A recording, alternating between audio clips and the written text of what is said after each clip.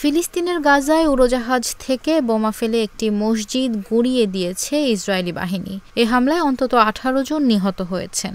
কাতার ভিত্তিক সংবাদ মাধ্যম আল জাজিরা জানিয়েছে, গাজার দেইর এল বালাহ এলাকায় আল আকসা মার্টিয়ার্স হাসপাতালের পাশে শাহদা আল আকসা মসজিদে এ হামলার ঘটনা ঘটেছে। বহু ফিলিস্তিনি মসজিদটিতে আশ্রিত ছিলেন বলে জানা গেছে। এদিকে সামাজিক যোগাযোগ মাধ্যম এক্সে দেওয়া পোস্টে ইসরায়েলি সামরিক বাহিনী বলেছে, হামাসের সন্ত্রাসীরা দেইর এল বালাহ এলাকায় শাহদা আল আকসা মসজিদটিকে নিজেদের কার্যালয় হিসেবে ব্যবহার করছিল। মসজিদটিকে তারা কমান্ড ও কন্ট্রোল কমপ্লেক্স হিসেবে ব্যবহার করছিল, তাই সেখানে বোমা হামলা চালানো হয়েছে। তবে এ অভিযোগের প্রেক্ষিতে তারা কোনো প্রমাণ উপস্থাপন করেনি।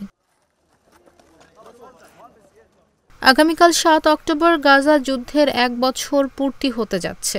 গাজার স্বাস্থ্য মন্ত্রণালয় জানিয়েছে, প্রায় ১ বছর ধরে চলা ইসরায়েলি বাহিনীর হামলায় এখন পর্যন্ত প্রায় ৪২,০০০ ফিলিস্তিনি নিহত হয়েছে। এছাড়া আহত হয়েছে প্রায় ৯৭,০০০ মানুষ। হতাহতদের অধিকাংশই নারী ও শিশু।